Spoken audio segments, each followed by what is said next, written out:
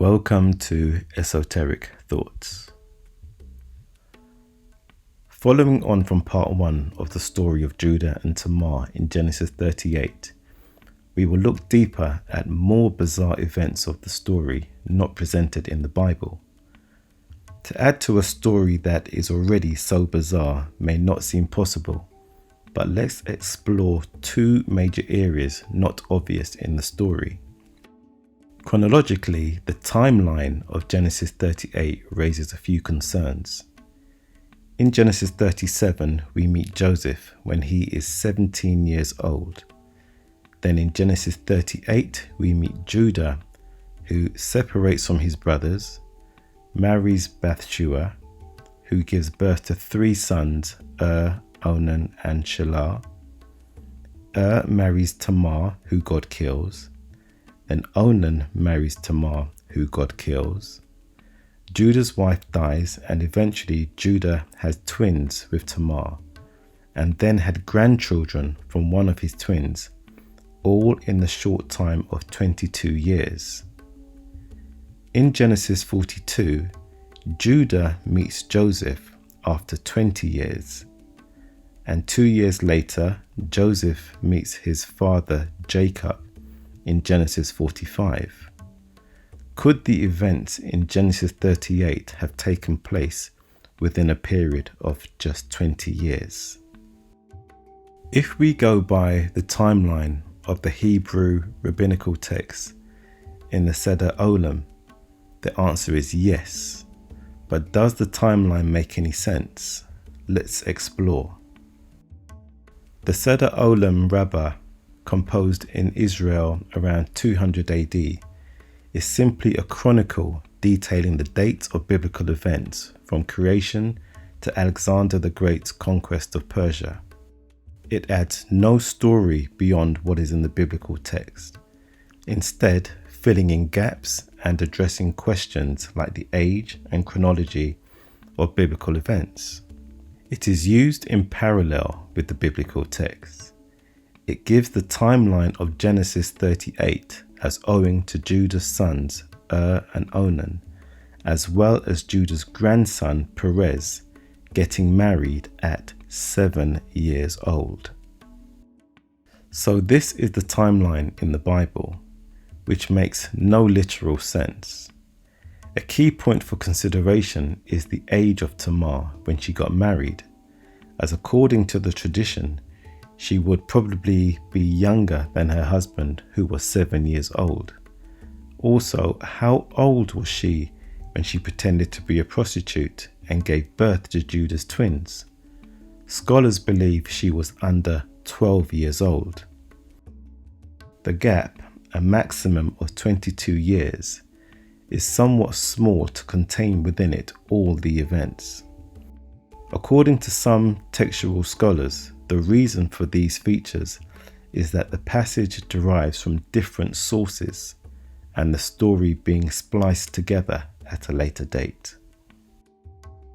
The second bonus point we will look at is the retelling of this very same story in the Testament of Judah. Written in Hebrew or Greek before 200 AD, the Testaments of the 12 Patriarchs is a constituent of the apocryphal scriptures connected with the Bible, believed to be a work comprising of the dying commands of the 12 sons of Jacob, thus allegedly written by Judah himself. Let's look at the differences in the Bible versus his own account. The Testament of Judah is told in the first person. Genesis is written in the third person. In the Bible, there's no explanation as to why Judah left his brothers. It simply says Judah went down from his brethren. In the Testament of Judah, he clarifies that he went to attend his cattle. Also, in the Testament of Judah, Judah blamed getting drunk on wine for marrying his wife. Also, that Tamar was from Mesopotamia. No such reference for either of these two are mentioned in the Bible. Judah's wife commands her sons not to impregnate Tamar. In the Bible, the sons themselves decide not to impregnate Tamar. On the third night of marriage, an angel of the Lord killed whereas in the biblical version, God kills Onan was married for 1 year before Judah threatened him to sleep with Tamar. The Bible makes no such reference. Judah wanted Shelah to marry Tamar, but his wife would not permit it. In the Bible, Judah did not want Shelah to marry Tamar.